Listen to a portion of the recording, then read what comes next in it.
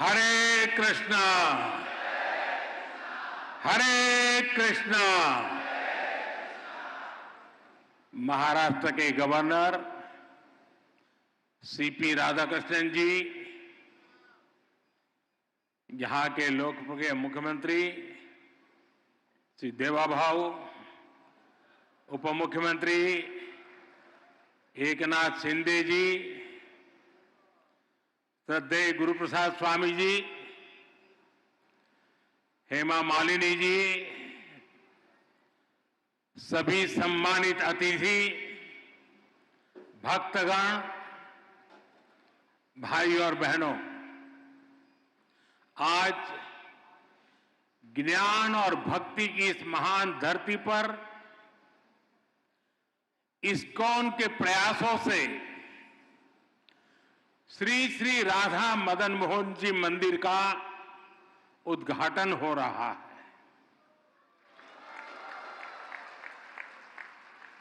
मेरा सौभाग्य है कि मुझे ऐसे अलौकिक अनुष्ठान में अपनी भूमिका निभाने का पुण्य प्राप्त हुआ है। ये इस्कॉन के संतों का अपार स्नेह और अपनापन है। श्रील प्रभुपाद स्वामी का आशीर्वाद है। मैं सभी पूज्य संतों का आभार करता हूं, उनके चरणों में प्रणाम करता हूं। मैं अभी देख रहा था श्री राधा मदन मोहन जी मंदिर परिषद की जो रूपरेखा है, इस मंदिर के पीछे जो विचार है, इसका जो स्वरूप है, उसमें अध्यात्म और ज्ञान की संपूर्ण परंपरा के दर्शन होते हैं। मंदिर में ईश्वर के विविध स्वरूपों के दर्शन होते हैं, जो एको अहम बहुश्याम, ये हमारे विचार को भी अभिव्यक्त करते हैं। नई पीढ़ी की रुचि और आकर्षण के अनुरूप यहां रामायण, महाभारत, उसको समेटे हुए उस पर आधारित म्यूजियम भी बनाया जा रहा है। यहां वृंदावन के 12 जंगलों पर आधारित एक उद्यान भी विकसित किया गया है। मुझे विश्वास है ये मंदिर परिसर आस्था के साथ साथ भारत की चेतना को भी समृद्ध करने का एक पुण्य केंद्र बनेगा। मैं इस पुनीत कार्य के लिए इस्कॉन के सभी संतों और सदस्यों को और महाराष्ट्र के लोगों को बहुत बहुत बधाई देता हूं। साथियों, आज इस मौके पर मुझे परम श्रद्धेय गोपाल कृष्ण गोस्वामी महाराज का भावुक स्मरण भी हो रहा है। इस प्रोजेक्ट में उनका विजन जुड़ा हुआ है, भगवान श्री कृष्ण के प्रति उनकी अगाध भक्ति का आशीर्वाद जुड़ा हुआ है। आज वो भौतिक शरीर से भले ही यहां न हो, लेकिन उनकी आध्यात्मिक उपस्थिति हम सब महसूस कर रहे हैं। मेरे जीवन में तो उनके स्नेह का, उनकी स्मृतियां का एक अलग ही स्थान है। उन्होंने जब विश्व की सबसे बड़ी गीता का लोकार्पण करवाया तो उसके लिए मुझे आमंत्रित किया और मुझे भी वो पुण्य प्रसाद मिला। श्रील प्रभुपाद जी की 125वीं जन्म जयंती के अवसर पर भी मुझे उनका सानिध्य प्राप्त हुआ था। मुझे संतोष है कि आज मैं उनके एक और सपने को पूरा होते देख रहा हूं, उसका साक्षी बन रहा हूं। साथियों, दुनिया भर में फैले इस्कॉन के अनुयायी भगवान श्री कृष्ण की भक्ति के डोर से बंधे हैं। उन सबको एक दूसरे से कनेक्ट रखने वाला एक और सूत्र है जो 24 घंटे हर भक्त को दिशा दिखाता रहता है। ये श्रील प्रभुपाद स्वामी के विचारों का सूत्र। उन्होंने उस समय वेद, वेदांत और गीता के महत्व को आगे बढ़ाया जब देश गुलामी की बेड़ियों में जकड़ा था। उन्होंने भक्ति वेदांत को जन सामान्य की चेतना से जोड़ने का अनुष्ठान किया। 70 वर्ष की आयु में जब लोग अपने कर्तव्यों को पूरा मान चुके होते हैं, उस समय उन्होंने इस्कॉन जैसा मिशन शुरू किया। इसके बाद उन्होंने लगातार दुनिया भर का भ्रमण किया, श्री कृष्ण के संदेश को दुनिया के कोने कोने में ले गए। आज दुनिया के हर कोने में करोड़ों लोगों को उनकी तपस्या का प्रसाद मिल रहा है। श्रील प्रभुपाद स्वामी की सक्रियता, उनके प्रयास आज भी हमें प्रेरित करते हैं। साथियों, हमारा भारत एक असाधारण और अद्भुत भूमि है। भारत केवल भौगोलिक सीमाओं में बंधा भूमि का एक टुकड़ा मात्र नहीं है। भारत एक जीवंत धरती है, एक जीवन संस्कृति है, जीवन परंपरा है और इस संस्कृति की चेतना है यहां का अध्यात्म। इसलिए यदि भारत को समझना है तो हमें पहले आध्यात्म को आत्मसात करना होता है। जो लोग दुनिया को केवल भौतिक दृष्टि से देखते हैं, उन्हें भारत भी अलग अलग भाषा और प्रांतों का समूह नजर आता है। लेकिन जब आप इस सांस्कृतिक चेतना से अपनी आत्मा को जोड़ते हैं, तब आपको भारत के विराट रूप के दर्शन होते हैं। तब आप देख पाते हैं सुदूर पूरब में बंगाल की धरती पर चैतन्य महाप्रभु जैसे संत अवतरित होते हैं। पश्चिम में महाराष्ट्र में संत नामदेव, तुकाराम और ज्ञानदेव जैसे संतों का अवतरण होता है। चैतन्य महाप्रभु ने महावाक्य मंत्र जन जन तक पहुंचाया। महाराष्ट्र के संतों ने राम कृष्ण हरि के मंत्र से आध्यात्मिक अमृत बांटा। संत ज्ञानेश्वर ने ज्ञानेश्वरी गीता के जरिए भगवान कृष्ण के गुण ज्ञान को जनसुलभ बनाया।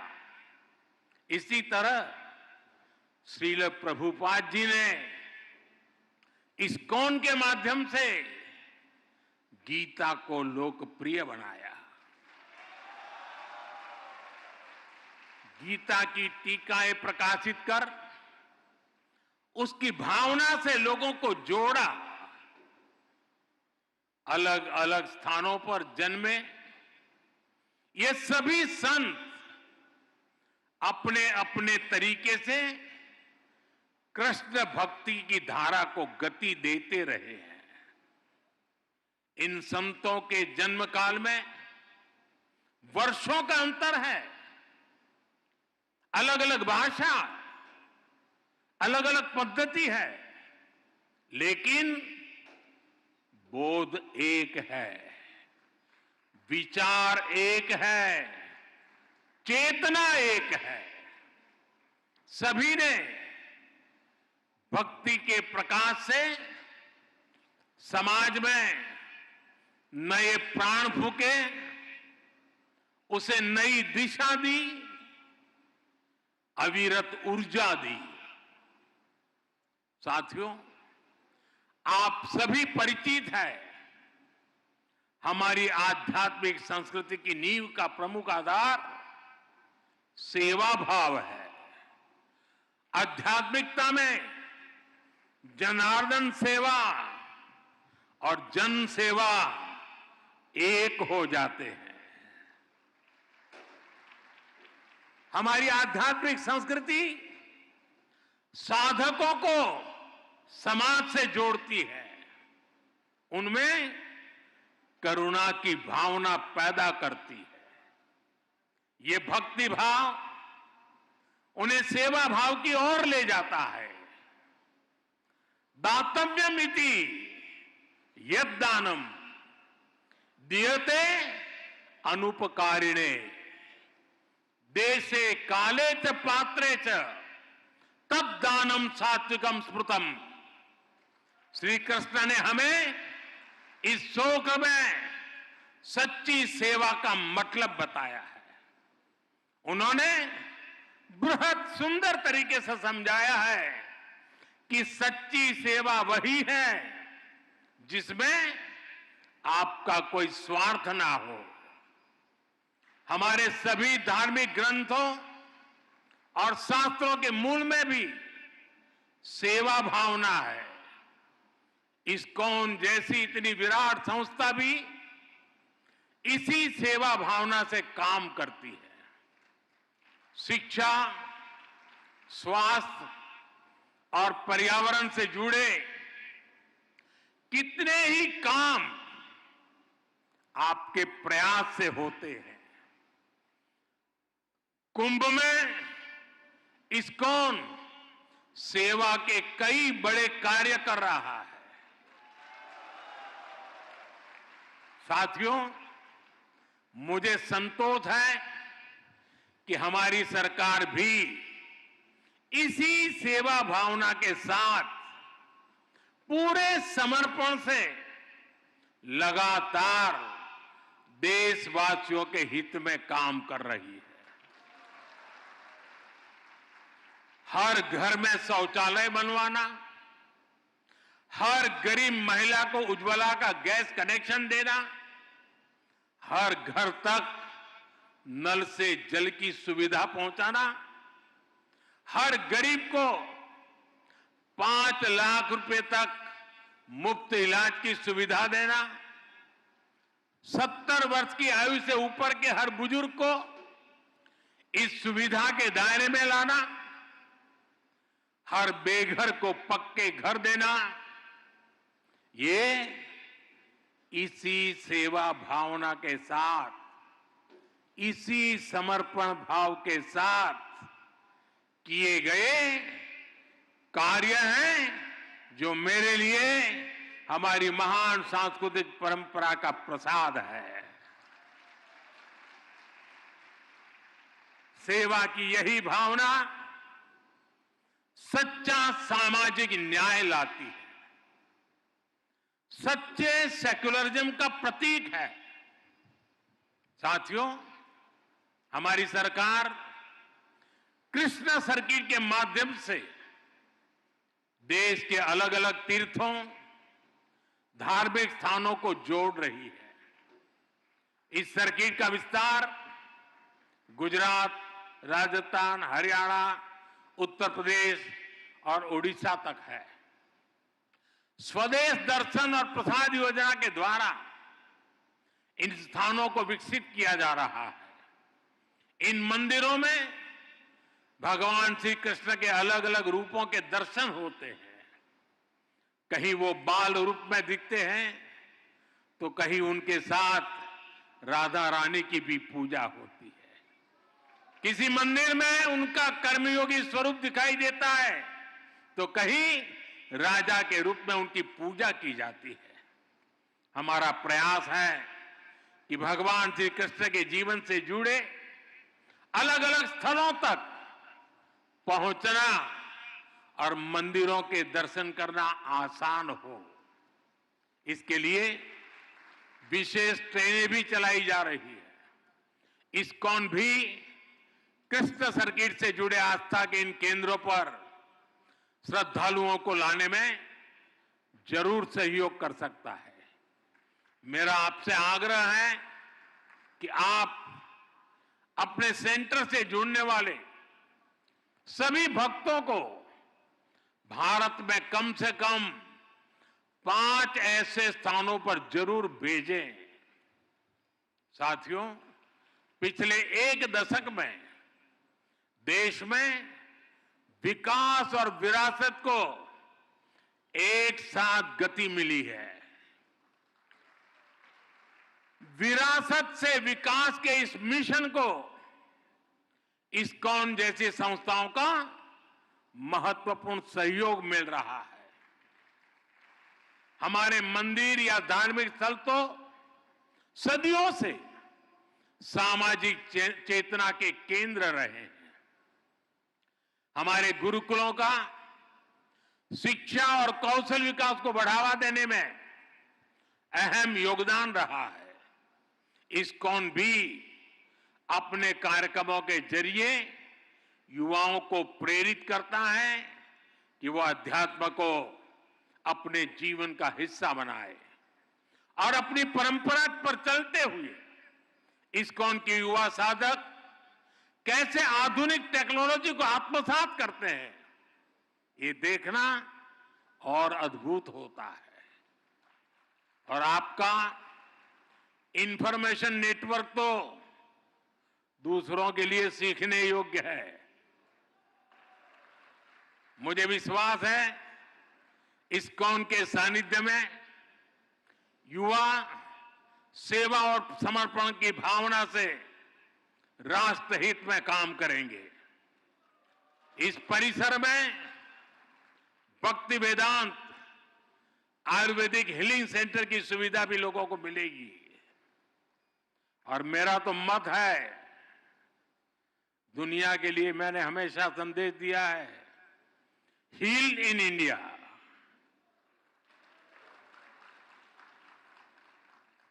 शुश्रूषा के लिए और सर्वांगीण रूप से स्वस्थ होने के लिए, वेलबींग के लिए हील इन इंडिया। यहां भक्ति वेदांत कॉलेज फॉर वैदिक एजुकेशन की स्थापना भी की गई है। इनका लाभ हर समाज को होगा, पूरे देश को होगा। साथियों, हम सब देख रहे हैं कि वर्तमान समाज जितना आधुनिक हो रहा है उतनी ही उसे संवेदनशीलता की भी जरूरत है। हमें संवेदनशील इंसानों का समाज तैयार करना है, एक ऐसा समाज जो मानवीय गुणों के साथ आगे बढ़े, एक ऐसा समाज जहां अपनेपन की भावना का विस्तार हो। इस्कॉन जैसी संस्था अपने भक्ति वेदांत के माध्यम से दुनिया की संवेदनशीलता को नया प्राण दे सकती है। आपकी संस्था अपनी क्षमताओं का उपयोग कर पूरी दुनिया में मानवीय मूल्यों का विस्तार कर सकती है। मुझे विश्वास है कि प्रभुपाद स्वामी के आदर्शों को जीवंत बनाए रखने के लिए इस्कॉन के महानुभाव इसी तरह हमेशा तत्पर रहेंगे। मैं एक बार फिर राधा मदन मोहन मंदिर जी के लिए पूरे इस्कॉन परिवार को, सभी देशवासियों को बहुत बहुत बधाई देता हूं। आप सबका बहुत बहुत धन्यवाद। हरे कृष्णा, हरे कृष्णा, हरे कृष्णा।